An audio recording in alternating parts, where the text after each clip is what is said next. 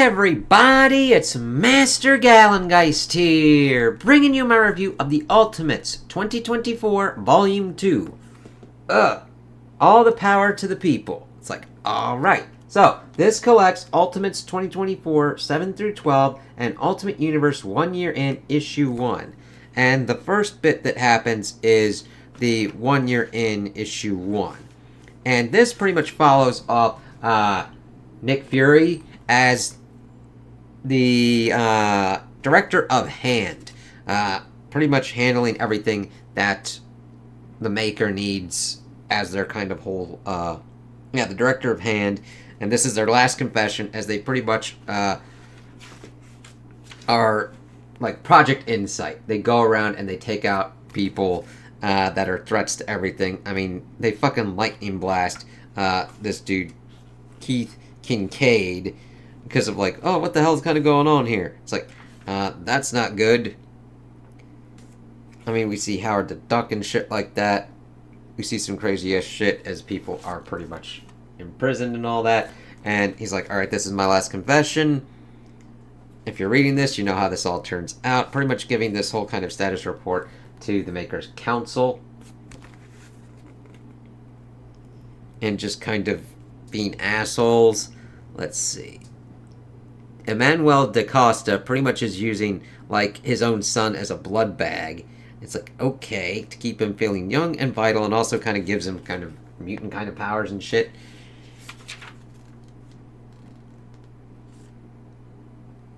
And he pretty much gives this kind of rundown of, like, what he's been doing. That he did all this stuff in the 40s. Also the rundown of what was going on with the Ultimates. And we see him kind of, like, going through all this kind of stuff. Of course, getting taken in by the Maker. And they're like, come on, do what you're doing. Of course, doing the whole thing of Banner failing in Kunlun. It's like, oh shit. And it's like, yeah, we do get into that later on. Of course, talking about how they're winning the information war. Framing it as the terrorist framing has almost total penetration. It's a classic for a reason. Violent nationalists, pagan false gods, radicals from the future, spoiled nepo baby billionaires. The narratives write themselves. Well, actually, narrative writes the narratives, but you know what I mean. And of course, we have a decades-long head start in indoctrination, and our will-weakening free school milk program has left the population highly susceptible to suggestion. It's like, holy fucking shit. Culture has ramped up its efforts and flooded all media channels with pro-status quo messaging, film, TV, music, podcasts, video games, comic books. And they're like, comic books, that's a waste of resources, isn't it? Does anyone still read those? You'd be surprised. The point is, it's working. Even among those prone to support the Ultimates agenda, we created a zone of strategic uncertainty. Sure, we massaged the numbers, inflated casualties and costs, but we couldn't have done it without them. The public hates a death toll. That's why ours is strictly classified. It's like, okay, so seeing how they're pretty much working against the Ultimates and everything, and all the kind of crazy shit, it's like, god damn. And I love the little thing about, like, the comic books and all that.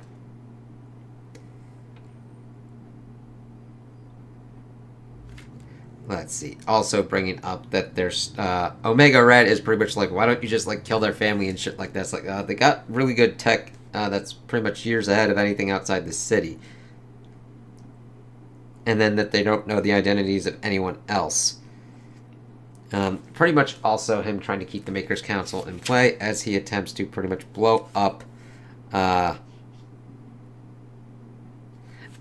everything kind of going on. And the thing is, the Maker's Council is kind of cracking because the Maker was the only one that pretty much kept him in play and kept them in check. Then, of course, we see Fury going through all the stuff and horrible shit that he's done, taking out Black Bolt, other kind of people, pretty much permanently crippling Hank Pym and all that kind of stuff.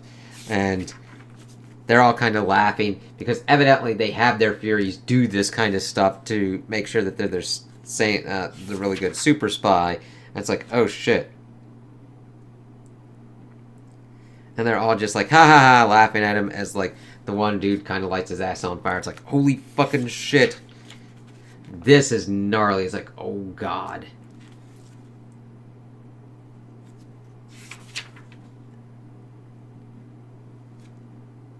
And then we just got all of these other fucking Furies in there that they just pop a new one out. Well, then we pretty much go and we get into the next kind of bit, kind of seeing where the Ultimates are after what was kind of going on in Kunlun.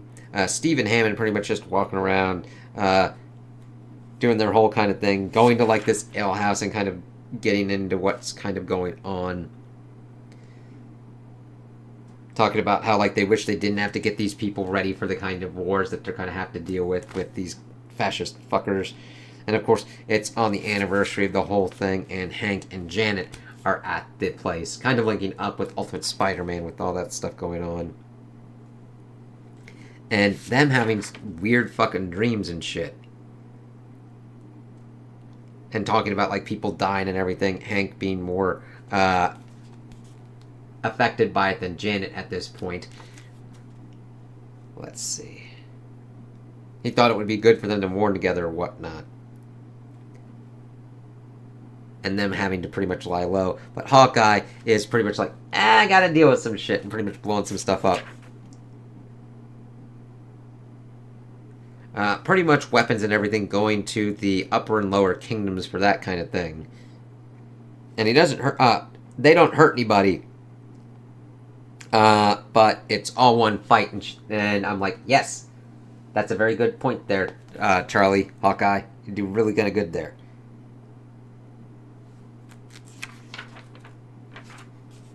So, most of the Ultimates are lying low, but Hawkeye, they're just like, yeah, I'm gonna have to, like, blow this shit up because it's all the one war.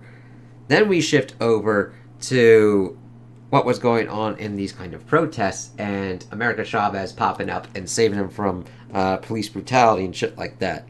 And how they're, like, in awe of what America can kind of do. Pretty much melting their armor to the people. It's like, oh shit.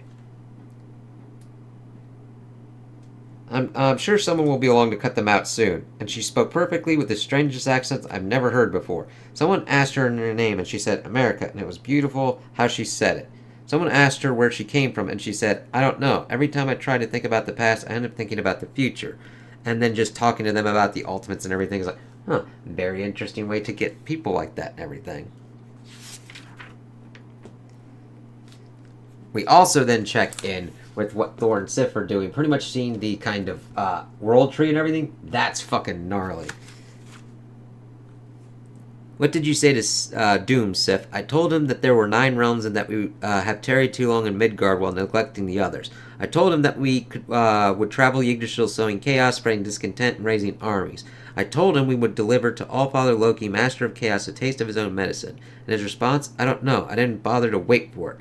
The Asgard Rebellion begins now.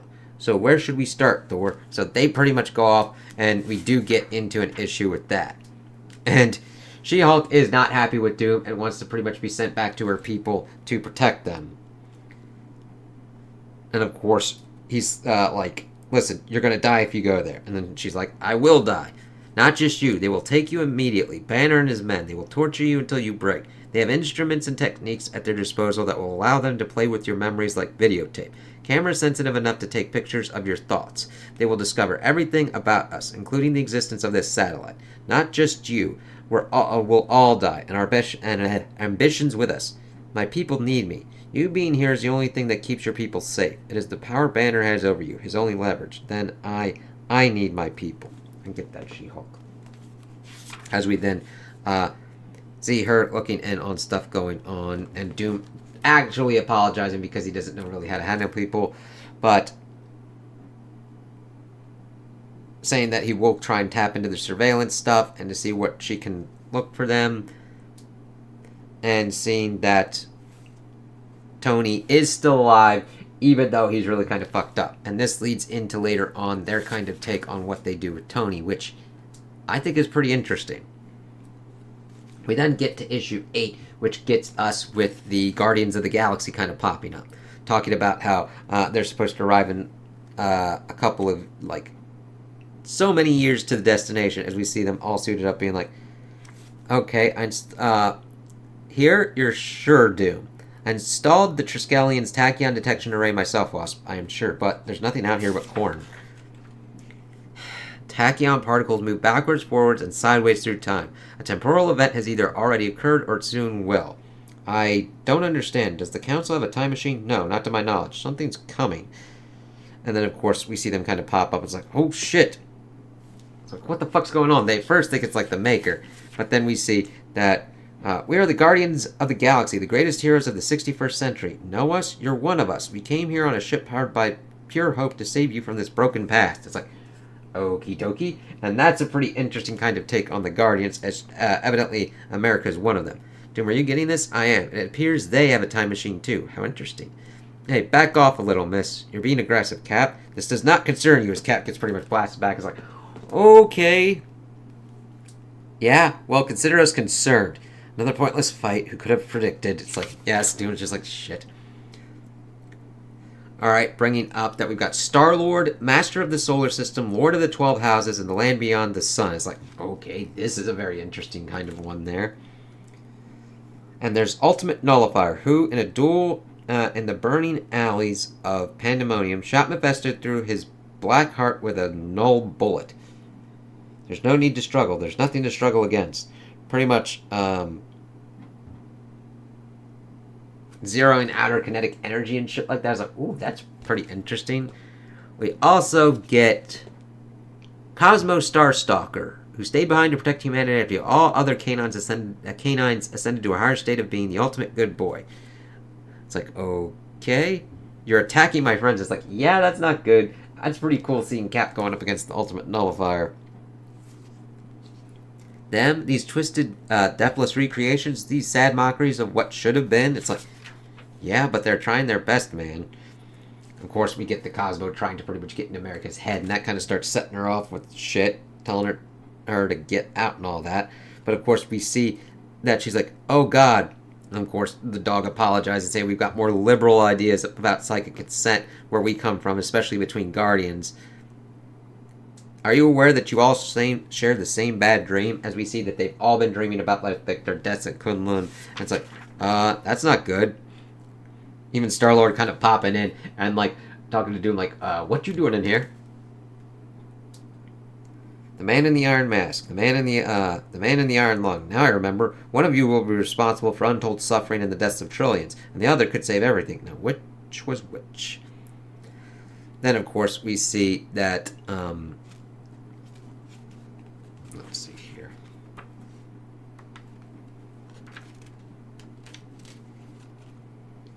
Where am I at?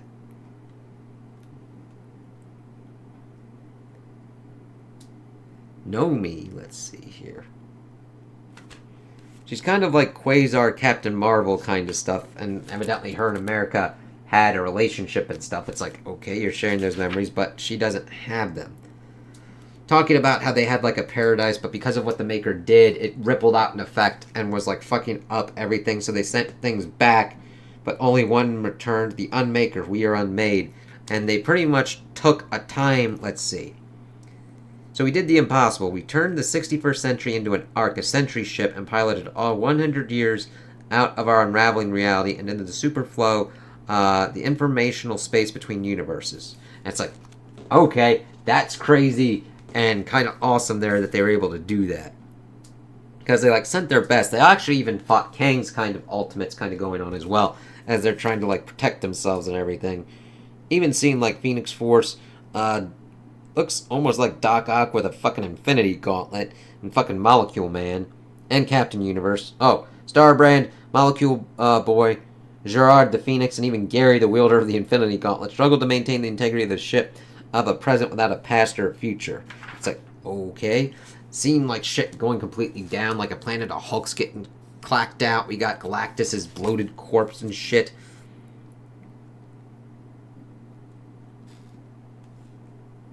But of course, they tried to get to like a soft landing, but it didn't really work.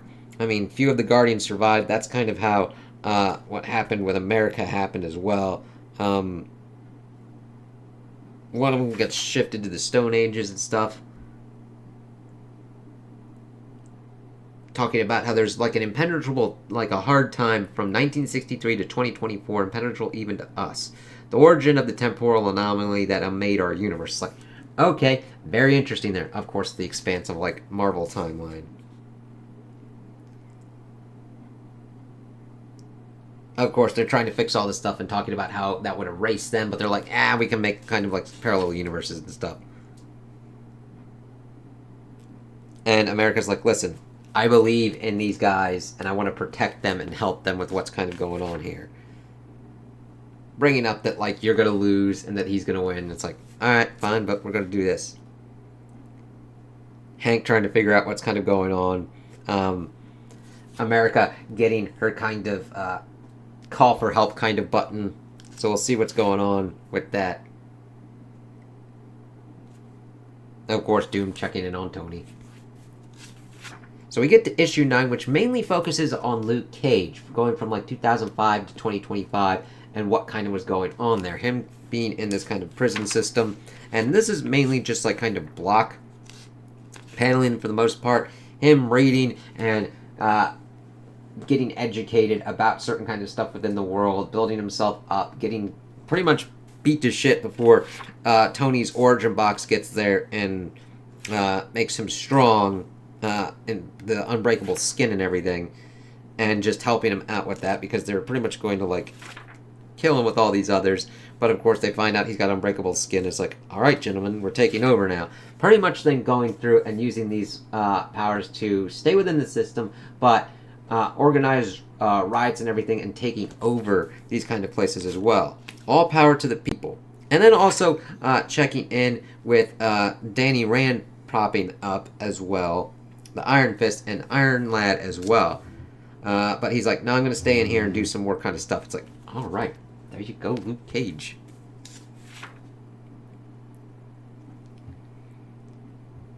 And then we pretty much see that She-Hulk's pretty much trying to talk to Tony, saying that Doom says it's a waste of her breath, but that she needs to like do stuff for her people, and that Tony needs to fucking wake up because he promised everything kind of going on. I know pain. I know fear. I know that part of you wishes to give up. There was a part of me too, but you cannot, Tony. What brought me back was a promise. I must return to my people, Tony. They need me, and I need you. This is why you cannot die. Do you understand? You made me a promise. You made all of us a promise. Then we see, and I know that you will keep it. As we then see Tony waking up. It's like, holy shit. And then we're in issue 10, which we get a really crazy thing about, mainly focused on Hammond, Jim Hammond, as we see him torching Hitler. I thought Hitler killed himself.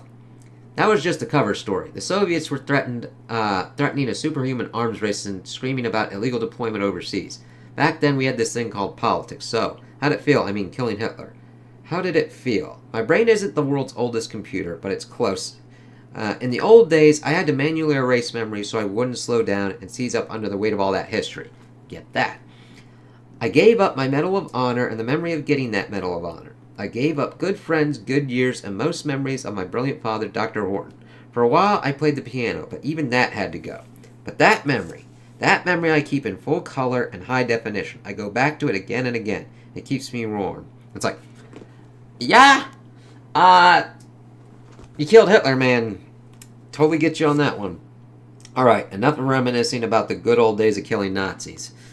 We're going to kill some Nazis right now. Going up against Castletown, which is this fucked up amalgamation of the Red Skull and Punisher shit kind of going on. Main issue is that haven't gone up against them mainly militarily because they've got like women and children in there as well, but they're going in as a strike force. Pretty much Hammond is the kind of focus on this one, learning this information from the internet and everything, and Hawkeye's like, it's got its downsides, let's go. And then of course Tony kind of brings himself up to speed of what's kind of going on, and Steve's like, dude, you almost got fucking killed. Which we learn later on is even kind of worse than what's kind of going on. Telling him he should be resting, and that the Immortus engine's keeping him stable. I don't have time to get you up to speed. You can follow along with live feeds if you want, but I'm in command here. As Steve's pretty much taking the thing, and so they're kind of like going and beating the shit out of some people and everything.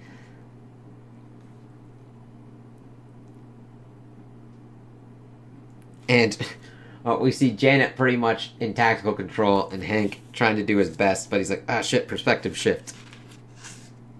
Oh, God, and this is a gnarly page with, like, Tony's back getting worked on. It's like, holy fucking shit.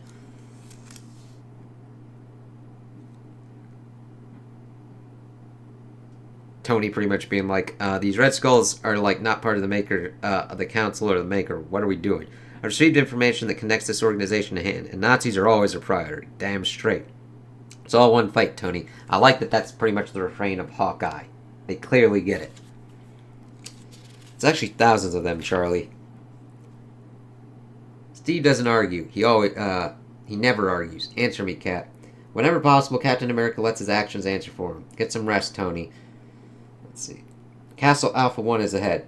Good. Lay it on thick, Jim. Of course, it's a priority, Tony. If you'd seen what we'd seen, you'd know it was a priority. But even so, seeing is no longer believing. What's fire? Reality is so easily doctored now. Nothing is what it seems. Everything can mean anything. The truth must be verified by hand.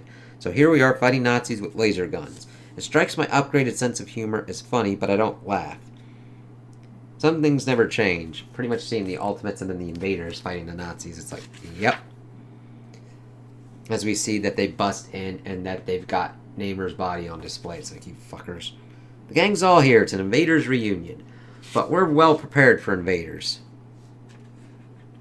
And of course, the Red Skull's got a voice changer kind of thing going on. It's like, okay, get him down from there now. Pretty much bringing in that Namor was killed. And the thing is, his people would still kind of worship it. So the dude pretty much just like chucked his shit up top so that way it could pretty much be used as a trophy. And of course, Ultimates, this is what we trained for. Clear the room, as Cap gives the order, and they go out. It's like, okay. Red Skull's design is pretty interesting with this kind of different kind of mask on. And they kind of just, like, buck it, as, like, the Red Skulls tried to, like, escape. I'm going to break open your skull, maybe more than one. Now, wait a minute. You know you could learn a lot from us, how we operate. I mean, we both preach violent revolution against the world government, but we've been at it a lot longer than you have. It's like, screw you. You're racist, thugs, and murderers. We're nothing like you. Well, you're right about that. We've got more money, better branding, and a much larger membership. We give them an enemy, a symbol. We give them something to believe in and something to die for. What do you give them? As we see that their version of John Walker came to this Red Skull. It's like, oh yeah, Tony gave them an origin box. And it's like, with super soldier serum. And he just became a piece of shit. I said, kick their fucking heads in, John, as he, like, goes at him, but, Hammond's like, nope, and then just blasts his fucking head. And it's like, okay. And all of Cap's like, Jesus, Jim. Huh. So, we'll have to see what goes on there. I don't know. He doesn't seem dead, but it's like, okay, we might have another Red Skull on our hands like this. Now, this Red Skull doesn't get killed here. Their mask gets kind of fucked up. This is Tony Stark to Grand Skull. I'm transmitting directly to your skull. In the last 20 minutes, I've scrubbed all known Red Skull content from the internet, crashed all related platforms, and drained all your secret bank accounts. Yes, even that one. I needed something to focus on. Good gravy. It looks like you got me. Captain America's done it again. But I'm like you now, Cap. More than a man. I'm a symbol. And symbols don't die. They just come back different. It was good to see you, Steve. And of course, that freaks him out. And of course, return Namor's body to the ocean. We see Jim kind of talking about his thoughts and everything as we see that, like, that voice. So we learned that it's Bucky because Jim was able to analyze the voice pattern, and Steve's like, holy shit. So I like that this is a different kind of take of bringing Bucky back. It's like, oh shit, he's the Red Skull. We'll have to see how that kind of works out on that kind of front. Echoing what we've done with the Winter Soldier, but we'll have to see if there's a redemption involved with this, or what kind of happens there. This one, issue 11, deals with Sif and Thor, and a weird kind of thing, as they're kind of going through and seeing what's going on with the realm. The dwarves pretty much being factory workers, but then getting them to help out. Loki pretty much just being a fat piece of shit asshole with Odin's head over there, and keeping the youth giving Iden apples away from everyone, as we see them kind of pretty much gaunt and old, seeing like even the Warriors 3 and everything going on there. and that we've got Hela and Boulder and Death's army. Let's see, frost giants everywhere. The dead is dread policemen, on loan from daughter Queen Hela. So it's like, okay, what's going on there? And using, let's see here, in hand, the light elves to be the narrative department to write everything kind of going on that Nick Fury was talking about before. They attempt to get the, let's see, they went to Vanaheim with the Vanir to try and get them to help. It's like, yeah, we're not going to do that. And we see that, like, Sif and Thor pretty much get together. It's like, oh, shit. Before she kind of wakes up after they did it, and Thor came back with, like, a burning hand. It's like, okay, what's kind of going on there? As they crack into Jotunheim for a surprise attack. And freeing Iden and getting their groups kind of together in Niflheim. It's like, okay, the warriors are back. They're getting their forces together. Loki's pissed off and trying to figure out what's kind of going on. As we then see that the Frost Giants and the Undead Legions pretty much go to the Vanir and slay them. Well, bad times get worse. The gods can hardly believe it. They split, they spit, complain, and curse. Too late they see it. And then this is a pretty badass one, seeing Thor and Sif getting them on there. And then we see where Thor went, pretty much making a deal with Surtur to burn it all down and create their own kind of Ragnarok thing. As we see this here. Let's see here. Let's see. Meanwhile, in the minor realm of Midgard, home to mortals, microwaves, and linear time, Stark's son, Iron Lad, invalid world's most brilliant boy, hangs high above humanity, 21st century marionette, held together by nothing but will and wires. Body broken beyond conventional fixing, he rejects convention, takes life's last chance at extension, makes of his heart a terrible engine. Revamped veins contain flow of blood and time lab-grown lungs. Breathe in air, exhale air. Brain burns with revelation, sudden sense of elevation. Infinity bears her breast, showing him everything means to make lad into man. It's too much. What was, what wasn't, and such would drive any man into madness. Wants to scream, but doesn't. Instead, shifts engine into low gear, tells Infinity he's not ready, needs more time. She laughs at his bashfulness. His fear then dons her dress and disappears. It's like, okay. But something sticks with him. He's concerned. Something he's been wondering about, trying to figure out since he returned. Something that was or wasn't. He calls Doom to his room and demands it. Plain, explain. 7 months remaining. It's like, okay, as we see pretty much everybody dead. So 12 deals with kind of like the fallouts and ramifications of everything kind of going on. And we're like, all right, what's going on there? Somebody is pretty much giving an information dump to Fury. And it's like, all right, this is what happened. As pretty much all of the Ultimates are meeting together, and Tony's pretty much giving them the lowdown of what kind of happened. Like, our nightmare. Not just a nightmare. Tell them, Doom, or I will. Fine. Tony, what's going on? Since I fused the Immortus engine with my nervous system, freezing myself forever into decasecond before death, I've been catching up on what I missed. So that kind of links him to Tony, where it was keeping shrapnel out. Now it's like a time engine keeping him just before he dies. It's like, what the fuck? The engine allows me to see through time. Well, sometimes. I'm still figuring things out. So that would be freaky.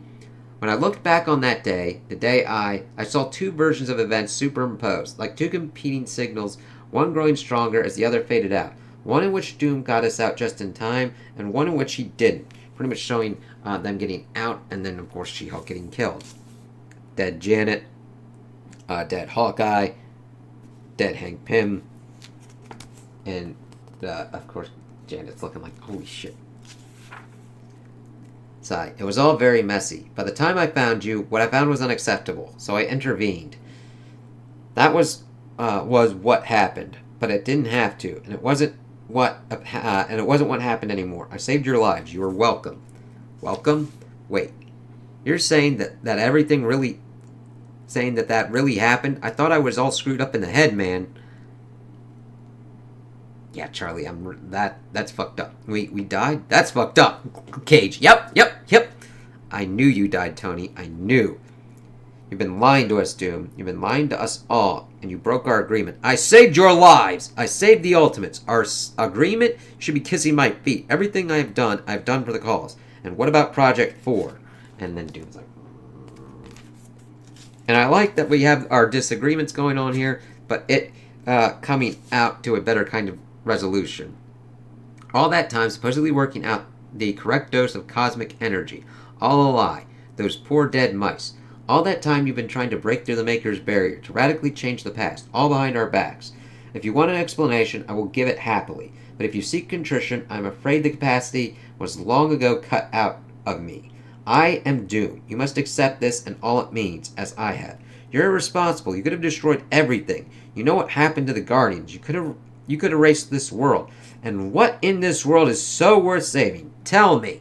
Fix the world. Those were your words. That is the supposed purpose of the Ultimates. Well, I am trying. Can you say the same? Can any of you say the same? Hold on. Rewriting reality? Killing ourselves? Isn't that a little extreme? Yes, Hank. This is not what I agreed to. I admire the ambition, but did you even have a plan for once you broke through? Yeah, like, how is you getting your family back going to help the rest of? Just tell me. Is that why you took us out after he... Were you trying to cover your tracks? It's like, ooh, shit. Is that really what you think of me? I don't know what to think. It just seems a bit convenient, doesn't it? I'm the only other one who could have understood what you've been doing. Why else? Why would you let that happen to me? I tried, Tony. It wasn't just separate space-times. I had to save you without uncreating myself, or this version of myself. The further away your deaths were from me, the more difficult that became. The more enmeshed your deaths became with my life. With every passing second, the calculations became 10 to the 23rd times more complex. I tried. I tried to get you out before, from the beginning. I tried to save you. But even with a time machine, I ran out of time. Everything I touch, all doomed. I miscalculated. Again. It won't work without you. None of it works without all of us. Okay, I had to save you. Even if it meant risking doom, it's okay. It is not okay, Anthony. Nothing is okay. Don't you see it's not working? We haven't made enough progress. Not close. We're running out of time. And I kind of like how Doom is like trying as best as he can. We had incredible intelligence from the far future that we have already lost. America, he's right. I've seen it myself, and I'm sure it was real. Don't ask me how. I'm just sure. And of course, Tony tries to see through the future, and all he sees is white. It's like, okay.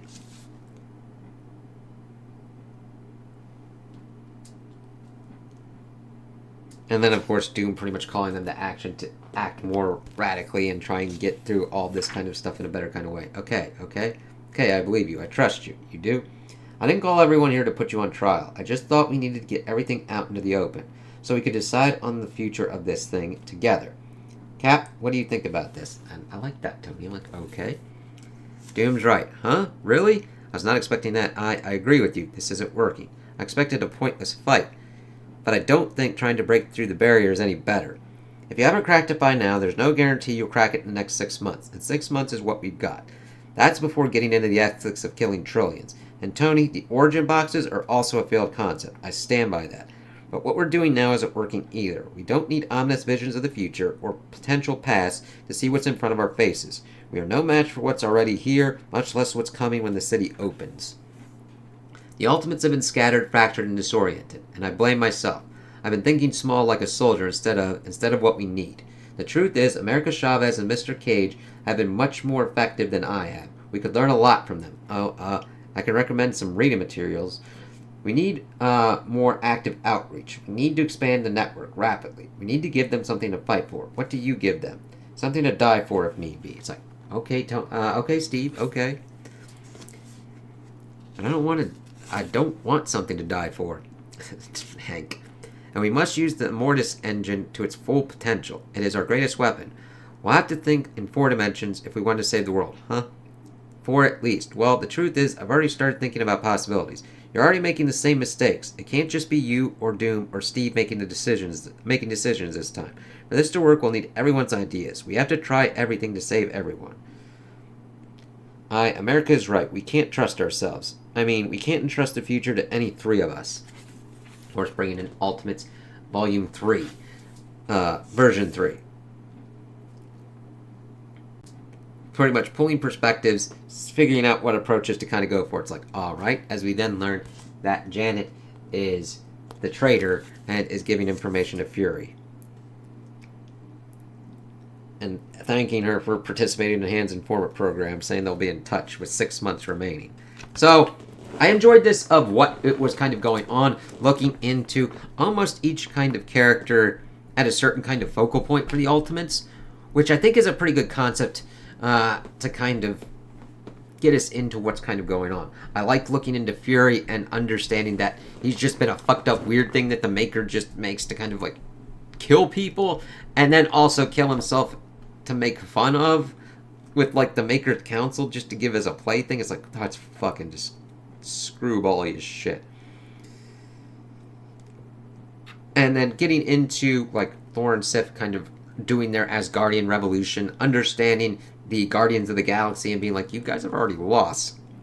I liked seeing what was going on with the Red Skull and having it kind of a different kind of weird fucked up fusion of the Red Skull and the Punisher kind of movement and all that, and linking it up with Bucky and how that affects Steve and Hammond.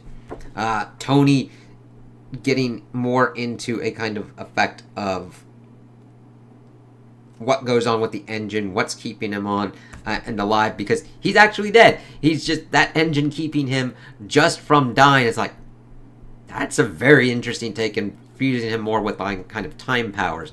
So we'll have to see how this kind of works out. I enjoyed this, and we'll definitely look forward to seeing what kind of goes on with the next kind of volumes and how it kind of ends out. I think this is probably going to conclude Jonathan Hickman's kind of story of what he was trying to kind of like accomplish, or what his goal was, or what Marvel's is. I don't think they're going to completely toss it away, because this and the Absolute Universe have been doing pretty well, so we'll have to see what Marvel does with that. So those are my opinions on the volume. Tell me what you guys think in the comments below. If you liked it, if you didn't like it, if you agree with me, if you disagree with me. Also, like and subscribe, and I hope you have a good day.